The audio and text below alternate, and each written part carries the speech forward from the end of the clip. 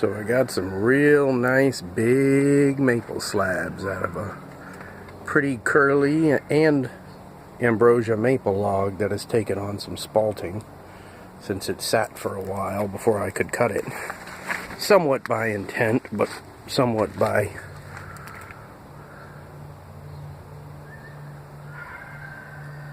just, it's not luck. There's no such thing. God takes good care of me. I don't call it luck.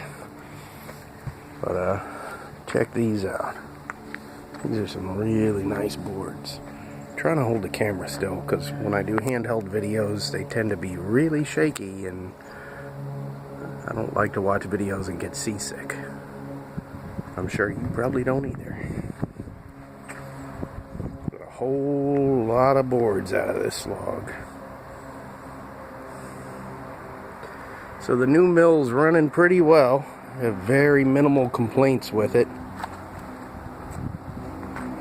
It's Woodland Mills HM130 Max. Some weird little tricky things about it. The water lubrication system is very fussy. Sometimes it gushes out at a ridiculous rate. Sometimes it barely comes out at all, no matter how much you play with it and adjust it and open stuff and close stuff, and it's just a very weird little finicky system. But the log dogs are great on this thing. They actually hold the log. You can put them on and take them off a lot easier. And I used to complain about my Hudson mill that they had square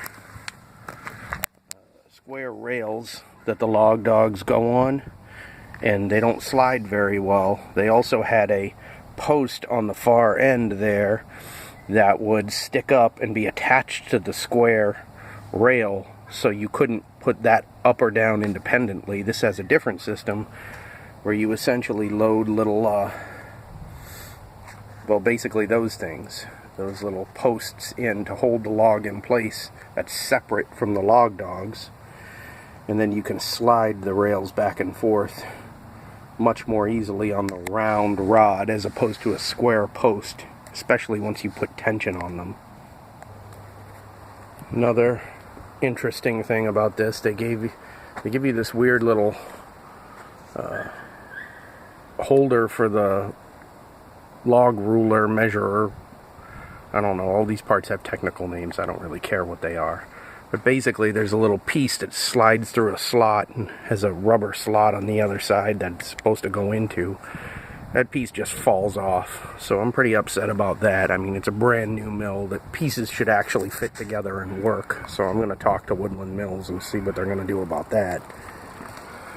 Between that and the water lubrication system, I'm a little bit frustrated. For a brand new mill, I mean, this thing, especially having to put it together yourself, this whole power head basically has to be, the carriage has to be assembled around the power head.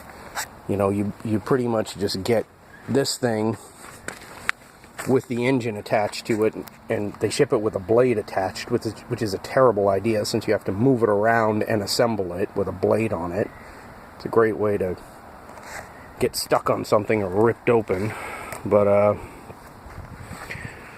so other than that big green thing there with the engine on it, all the posts and, you know, the lubrication tank there up top and everything else has to be assembled.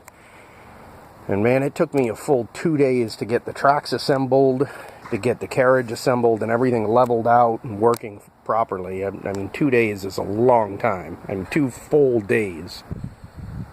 But, you know, it's a good mill. It's worth it.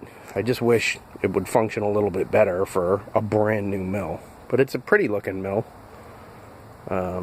Overall, it runs alright. It's a little tough to start with the recoil start. Even when it's 50, 60 degrees outside, man, that engine doesn't want to pull sometimes. You get that snapback with the cord where you go to pull on it, and it feels like it wants to break your arm because it just stops dead.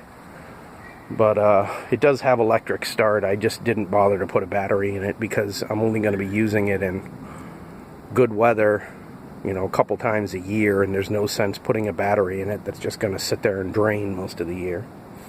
Anyway, back to these cool boards. They got some Really nice figure in them. Spalting, Ambrosia, curly figure. I'm trying to show this to you without shaking the crap out of the camera. I used to think selfie sticks were stupid, but now I kind of understand why people have them. They're at least good for holding the camera still. And I like these weird cuts, these weird shapes, pieces with little holes in them, and, you know, with undulating bark on the edges. And not everybody likes that stuff, but I sure do. I think they're pretty sweet. Got a little bit of cypress over here I cut just to test the mill out when I first got it assembled. And want to be cutting gigantic high dollar logs.